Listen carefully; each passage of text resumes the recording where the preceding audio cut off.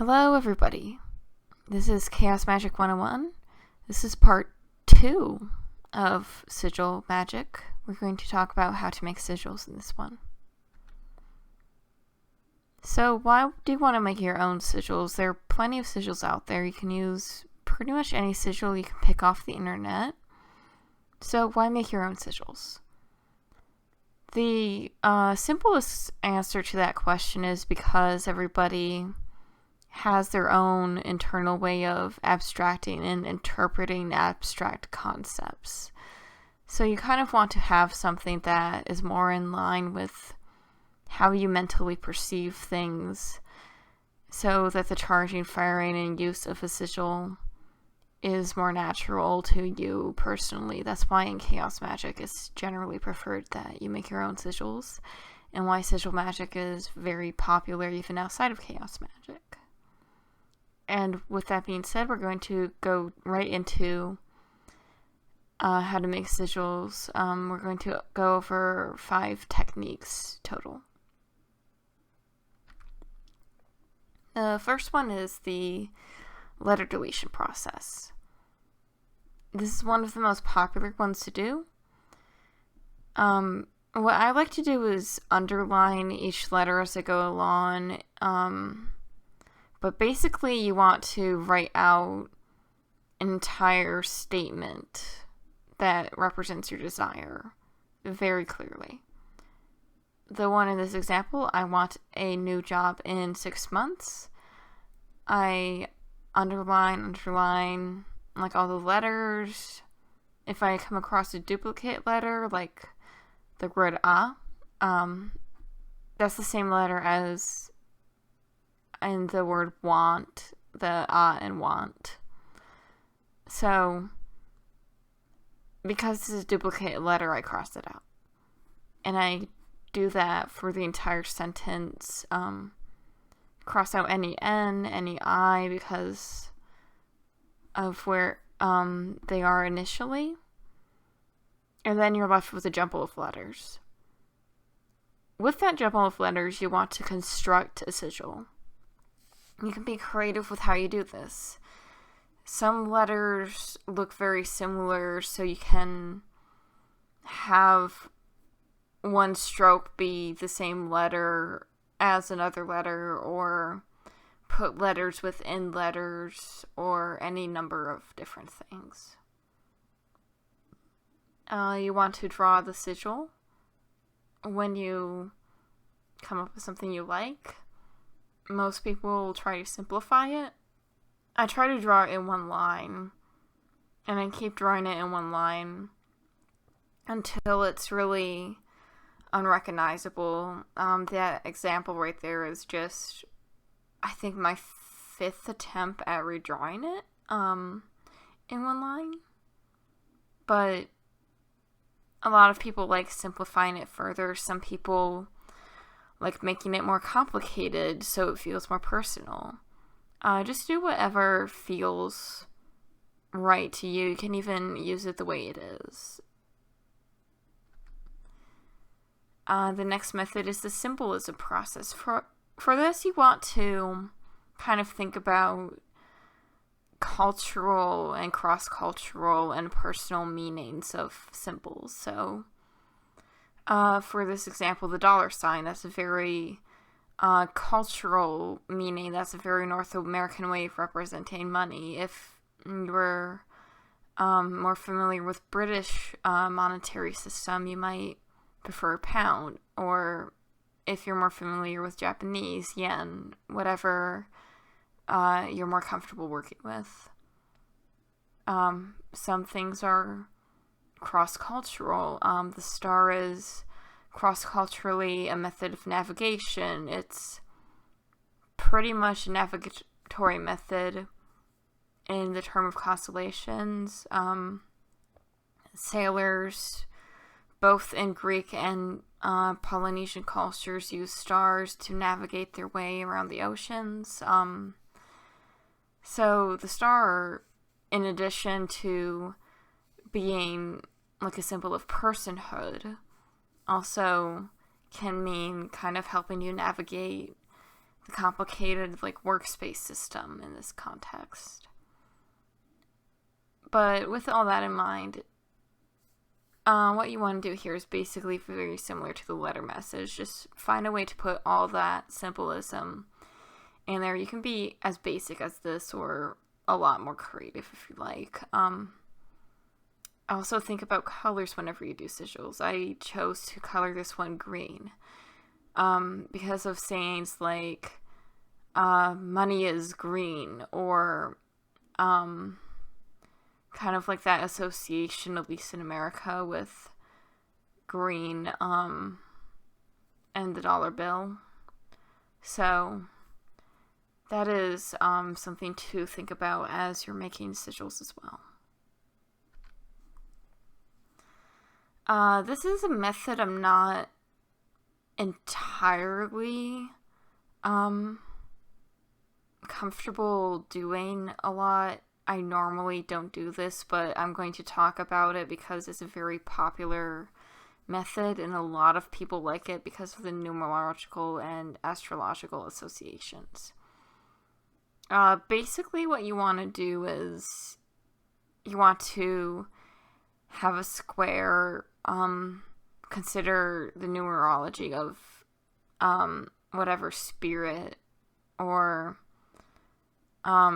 kind of thing you want to have a sigil for, and you want to basically draw the numerology within the square, and that's your sigil. That's a very basic method of it. I don't know if the way I do it is like the way most people do it. Like I said, I only really know kind of like the basics of it, and I'm not really comfortable or interested in using this method often, but it is an option for people who work with that kind of thing more closely than I do.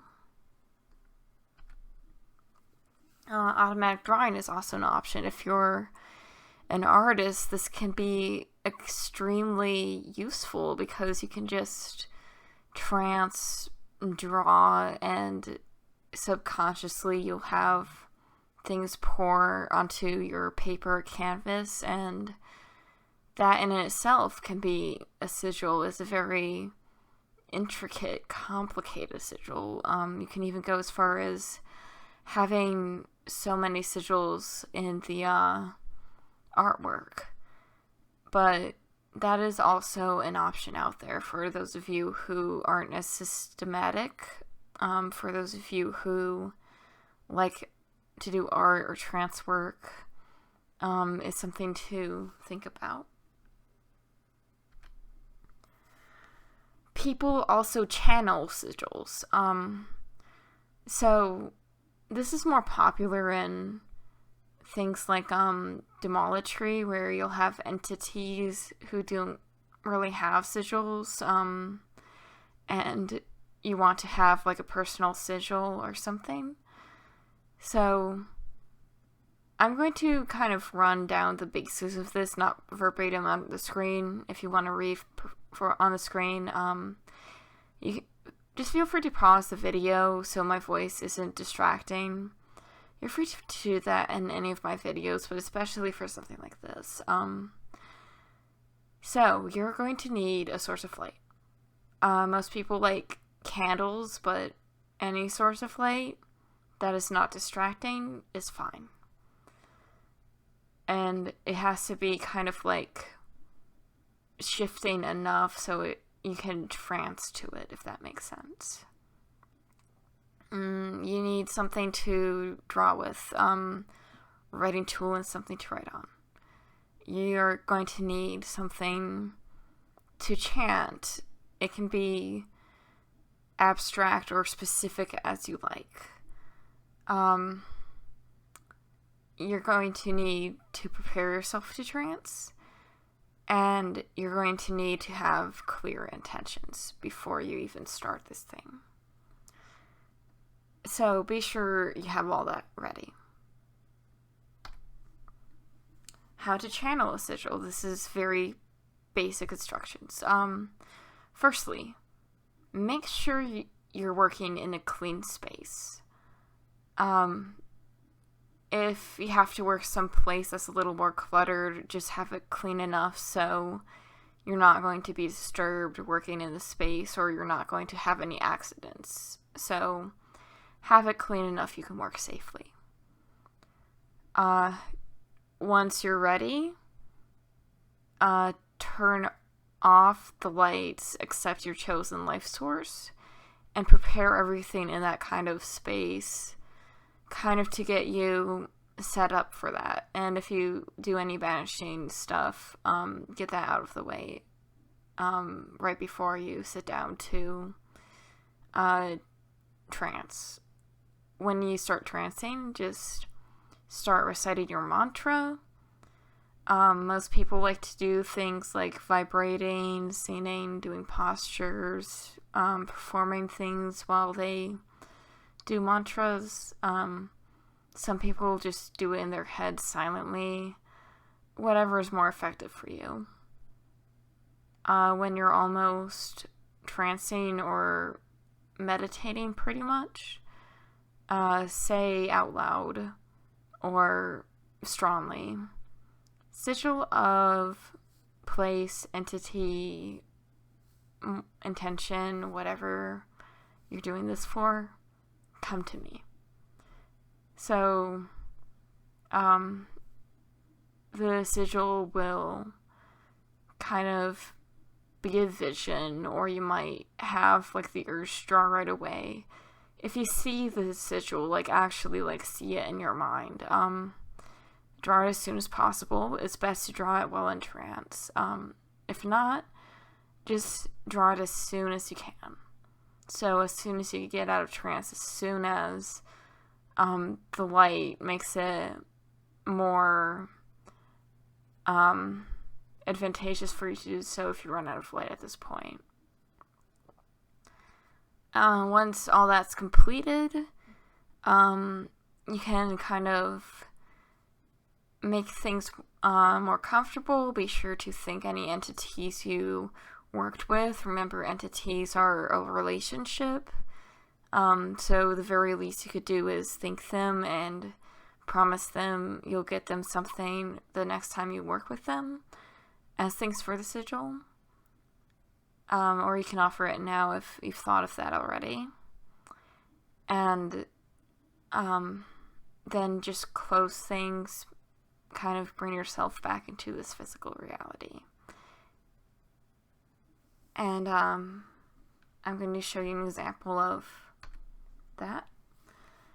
So, using these instructions, I kind of did a bit of techno magic. I sat in front of the computer, I did the little mantra, I channeled the sigil, I drew it roughly the first time, and then when I was back in physical reality, I redrew it in the way I remembered seeing it more.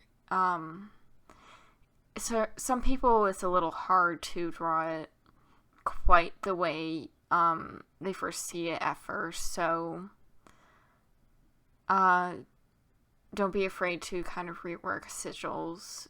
And also, you're more than welcome to use any of the sigils I use as an example in this video.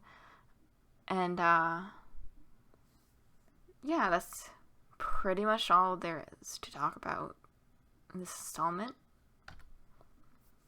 Thank you for watching. I hope this was helpful. If you like what you see, if you want more chaos magic stuff, consider at the very least subscribing. I try to post a new video every other Saturday on general occult topics, not just chaos magic. And I hope to see you around.